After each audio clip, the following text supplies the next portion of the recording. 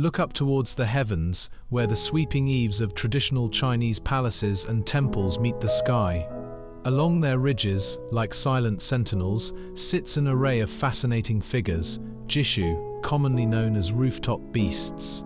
These ornate ceramic sculptures are far more than simple decoration. They are intricate symbols, deeply embedded in Chinese culture, architecture, and history, telling tales of power, belief, and extraordinary craftsmanship. Join us as we explore the captivating world of these guardians on the roof. Why adorn roofs with this menagerie? The rooftop beasts served a crucial dual role, born from practicality and elevated by symbolism. In the beginning, certain elements addressed structural needs. Consider the large, prominent dragon heads often found capping the ends of the main roof ridge, figures called chiwen or wenshu. Their primary practical function was architectural. They helped seal vulnerable joints and cover openings where roof sections met, shielding the underlying timber frame from the damaging effects of the elements, sun, wind, and especially rain. Smaller figures along the ridges themselves, like the lead immortal rider, often made from durable glazed tile, also helped secure the rows of roof tiles. However, these figures quickly transcended their utilitarian origins. They became imbued with powerful symbolic meaning. Rooted in ancient beliefs and often aligned with principles of feng shui, rooftop beasts were seen as essential spiritual protectors. They were thought to actively guard the building and its inhabitants, warding off malevolent spirits, preventing disasters like fire and floods, and attracting prosperity and good fortune. The imposing chiwen, for example, while physically sealing the ridge, was symbolically believed to command water, offering mystical protection against fire, a constant dread in traditional wooden construction. The placement, type, and crucially, the number of rooftop beasts were meticulously regulated. Nothing was left to chance. It all adhered to a strict hierarchical code that visually broadcast the status and importance of the building and its owner. In a society where rank permeated everything, the roof became another canvas for displaying prestige. The rule was simple: the more beasts lined up on the sloping ridges, the higher the building's rank. The ultimate expression of this system is found atop the Hall of Supreme Harmony, Taihei Dian, in Beijing's Forbidden City. This central structure of imperial power is unique, being the only building traditionally permitted to display the full procession of 10 zushu, or marching beasts, following the lead immortal.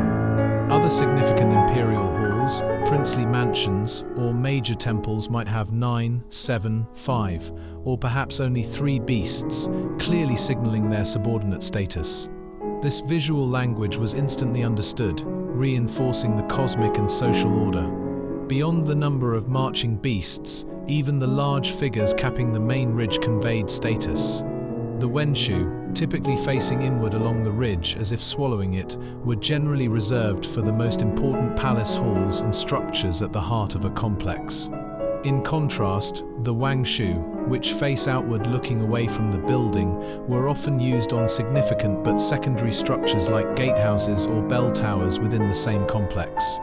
The presence of wenshu thus usually signaled a higher architectural importance than wangshu. Let's delve into the fascinating lineup of zushu, the marching beasts proceeding down the sloping roof ridges.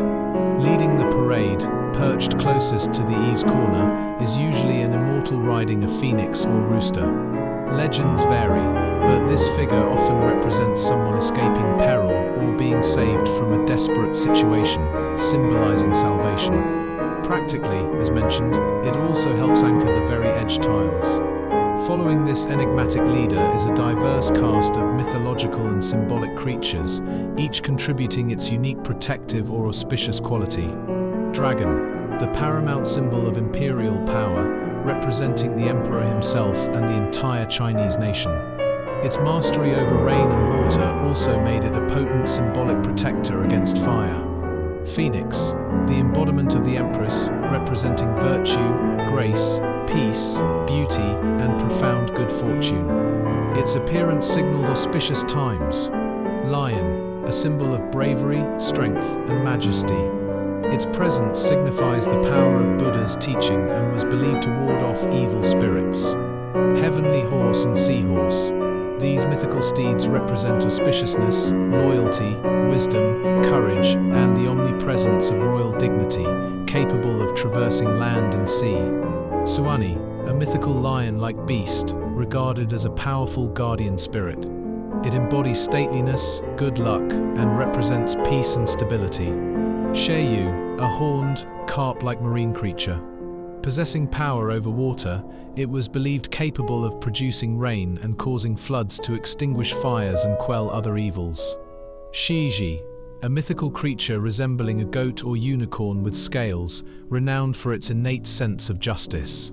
It embodies justice, symbolizing fairness and legal integrity.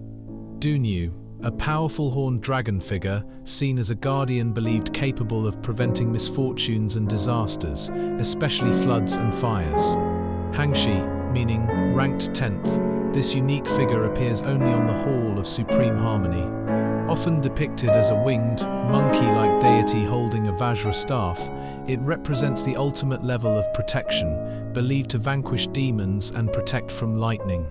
At the very end of the sloping ridge, securing the intersection, often sits a larger dragon-headed figure known as the Chuishu or hip beast, concluding the procession. From practical necessities shielding wooden beams from rain, to intricate symbols proclaiming imperial might and warding off unseen dangers, the rooftop beasts are a profound element of traditional Chinese architecture. They showcase the incredible skill of artisans working with glazed ceramics, and they embody a worldview where the seen and unseen, the practical and the spiritual, were deeply intertwined. These rooftop beasts stand today not just as relics of the past, but as enduring symbols of cultural identity, artistic achievement, and the timeless human desire for protection and order. So next time you encounter one of these magnificent structures, lift your gaze and appreciate the silent, centuries-old stories being told by the captivating guardians on the roof.